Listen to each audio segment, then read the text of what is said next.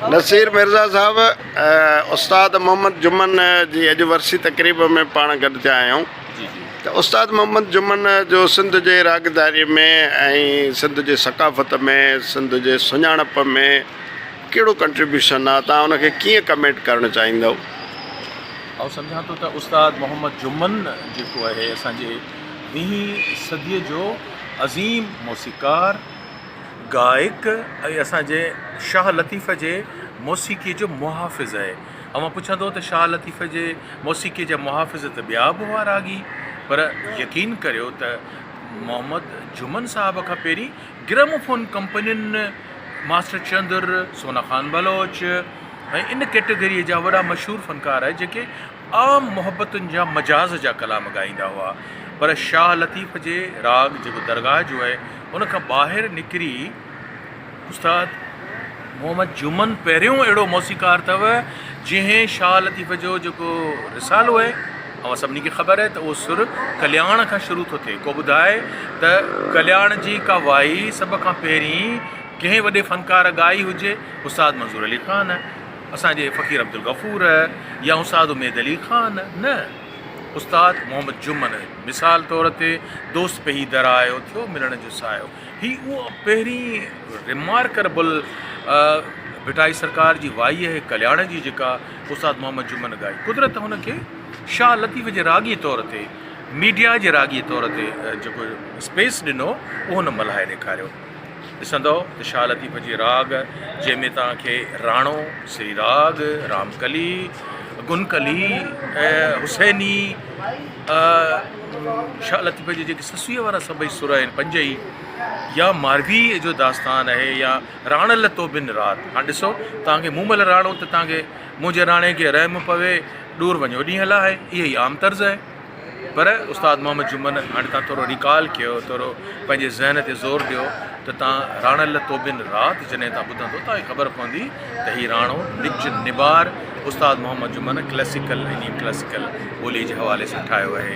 हाणे जेके असांजी ॿियूं राॻियूं आहिनि, उस्ताद मोहम्मद जुमन जो वॾो बयाज़ आहे, हुन जहिड़ी मौसीक़ार सिंधी को बि असांखे सुझे ई कोन थो। मिसाल तौर ते असीं जेकॾहिं या ॾाढी इश्कातिश लाई जेके ॾिसंदासीं, या वरी पोइ हजाज़ मां असांजे ज़ियर ज़ियारत, या वरी तव्हां ॾिसंदव त हुसैनीअ मां जेके आहे, या शुद्ध कल्याण में जेका आहे इहो कारूं वस कयां, कारूं वस कयां।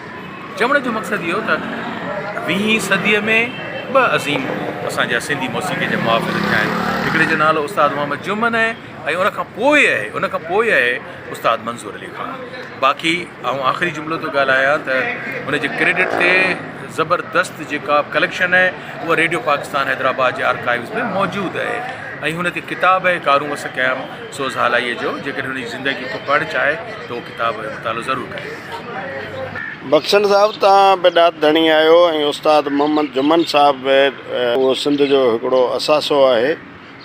त उस्ताद मोहम्मद जुमन जे फ़न खे, ज़ात खे, ॾात खे, शख़्सियत खे तव्हां कहिड़नि लफ़्ज़नि में जेको आहे यादि करणु चाहियो? कमेंट। सिंध में मौसीक़ी जे कहकशां में कई भला सितारा जिन पंहिंजो वारो वॼायो ऐं सदा अमर आवाज़, पर उन्हनि जी माला में, कहकशां में उस्ताद मोहम्मद जुमन जेको आहे उहो के अहिड़ा फ़नकार हूंदा आहिनि जिन जो वरी पंहिंजो स्कूल ऑफ थाट थी वेंदो आहे, यानी उन क्लासिक एॾो दर्जो मिलंदो आहे जो उनखे चइबो आहे त हीउ उस्ताद जुमन जे मकतब फ़िक्र जो आहे, हीउ उस्ताद मंज़ूर अली ख़ान जे लाइ चयो वञे, या इन खां अॻु में जेके असांजा बहितरीन गायक थी। हिकिड़ी त इहा ॻाल्हि आहे। ॿियो, हुन सिंधी मौसीक़ी में हिकिड़ा ईअं सम्झो त अहिड़ा नवां तजुर्बा कया ऐं बिल्कुलु हिकिड़ी पंहिंजे पाण खे समूरे धारा खां अलॻि, यानी हिकिड़ी सुञाणप ॾियारी, ऐं ख़ासि तौर ते लयकारी जो जेका बि हुनजी कंपोज़िशन आहे, उनजी जेको लय आहे या रिदिम आहे, उहो कमाल जो आहे, जंहिंखे वॾा जेके आहिनि सवजतकार ऐं वॾा जेके गवैया ऐं गायक आहिनि उहे तस्लीम कंदा रहिया आहिनि। ॿी वॾी ॻाल्हि उस्ताद मोहम्मद जुमन जी इहा त उन में वैराइटी ॾाढी हुई, यानी मुख़्तलिफ़ रागनि में, ख़ासि तौर ते जेको लतीफ़ सरकार जी शाइरी के कलाम खे हुन जेको कंपोज़ कयो आहे उहो कमाल आहे। उस्ताद जुमन जो ई उहो ईअं सम्झो त उन जे हिसे में उहा ॻाल्हि आई। ऐं ॿी जेका हुन कंपोज़िशन कई उहा हिट अॼु बि हिट आहे। यार ॾाढी इश्कातिश लाई वे नंगड़ा निमाणे दा जीअं तीअं पालणा, इहे कहिड़ा कहिड़ा। ऐं जॾहिं रेडियो ते हूंदो हुउसि उस्ताद जुमन जी काफ़ी खणी वॼाईंदा हुआसीं, यानी उहो एॾी मक़बूल ऐं एॾी जेका असां उन्हनि जी पज़ीराई थींदी हुई। ऐं अॼु बि माण्हू उस्ताद जुमन खे यादि कनि था।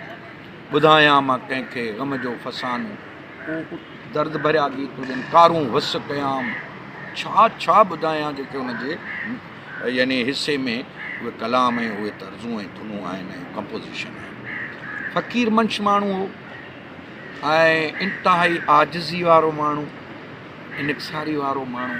ऐं आउं ख़ुशनसीबु आहियां जो उस्ताद जुमन सां मुंहिंजी कचहरी थी, मुलाक़ातूं थियूं ऐं आउं उनखे उनजी ख़िदमत करे सघियुसि। कॾहिं कॾहिं रेडियो हैदराबाद ते ईंदा त पार्क में वेही आउं चांहि वठी ईंदो हुउसि ऐं ख़ामोश तब।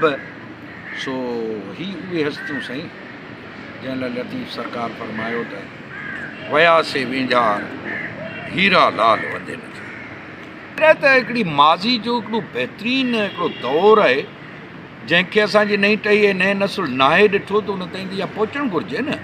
छाकाणि त उहे उस्ताद जुमन हलियो वियो, उहो दौरु ई हलियो वियो। हाणोकी टही जेका आहे उहा तॾहिं उन सां सलाड़ बि या कनेक्ट थींदी जॾहिं असां इन्हनि हस्तियुनि जे कयल कमनि खे मंज़र आम ते आणींदासूं ऐं नए नसुल ताईं पहुचाईंदासूं। सो हीउ ॾाढो सुठो अॼु जेको हिते सक़ाफ़त खाते हुकूमत सिंध जे तरफ़ां उस्ताद जुमन खे ट्रिब्यूट पेश कयो पियो वञे। पाण हिते मौजूदु आहियूं ऐं लियाकत मेमोरियल लाइब्रेरी ऐं मुंहिंजे ख़्याल में हिते ई साईं मोहम्मद इब्राहिम जो ऑडिटोरियम में प्रोग्राम थींदो। सुठी ॻाल्हि आहे।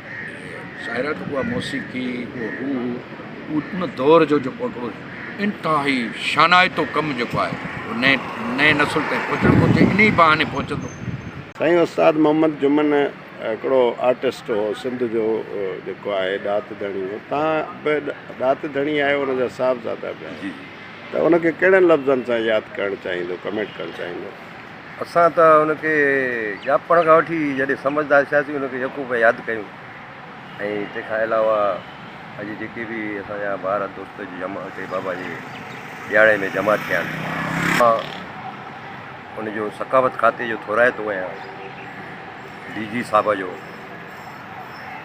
ऐं जेके बि असांजा अफ़सर आहिनि हिते कल्चर डिपार्टमेंट जा सभिनी जो मां थोराइतो आहियां। ऐं उन्हनि जेको बाबा खे यादि कयो, हमेशह यादि कंदा रहंदा आहिनि। त विच में कुझु हालत अहिड़ा थी विया हुआ मुल्क जा, इन करे जेको सो न करे सघिया, न त हर साल कंदा। जुमन साहब जो जेको फ़न आहे उन खे कीअं था ॾिसो? उनजे फ़न खे सॼी सिंध ॻाए थी ऐं असीं औलाद बि ॻायूं पिया उनजे हिसाब सां। वॾो भाउ बि उहो शफ़ी मोहम्मद गुज़ारे उहो ॻाईंदो, मां बि ॻायां थो पोइ वटि। ऐं उनखे अलावा बाबा जा शागिर्द ॻाइनि पिया। त उस्ताद जे ख़ानदान खे, फैमिली खे, औलाद खे कल्चर डिपार्टमेंट को कंपलसेट करे पई या न बिल्कुलु असां सां ताउन करे थी। असां जेकी बि उस्ताद जुमन जी फैमिली हुन सां ताउन, मूंखे नौकिरी ॾिनऊं, ऐं नौकिरी करियां पियो हिते। ऐं हिन खां अलावा जेको बि सक़ाफ़त खाते सां थिए थो उहो असांजी मदद कनि।